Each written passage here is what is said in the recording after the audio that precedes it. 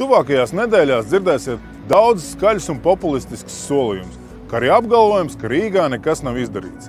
Es nesolīšu. Aicinu palikt minūti ar mani, kurā es izstāstīšu, kas patiešām Rīgā infrastruktūras jomā ir izdarīts. Pēdējos gados Rīgā ir veikti vēsturiski lielākie infrastruktūras remontdarbi. Praktiski uzbūvēts no jauna Brasas tilts, atklāts Daudarsalas pārvads, izbūvēta Austrumu maģistrāle, atbrīvojot vēsturisko centru no kravas autotranzīta. Pie centrāla tirgus izbūvēta ģenerāļa Radziņa krasma. Šobrīd tiek būvēts tilts uz Kundiņu salu. Pilnā sparā ir dienvidu tilta 4. kārtas būvniecība. Tiek atjaunots Zemitām tilts, bet Pārdaugavā Nacionālās bibliotekas pakājē top Mūksals promenāde. Pēdējos gados Rīgā asfalta segums atjaunots 224 ielās, kas ir vēsturiski apjomīgākie darbi. Dubultās virsmas segums ieklāts ir 252 grantētajās ielās, kas ir pēdējo gadu jaunovedums Rīgā, mazinot putekļus apkaim mazajās ieliņās.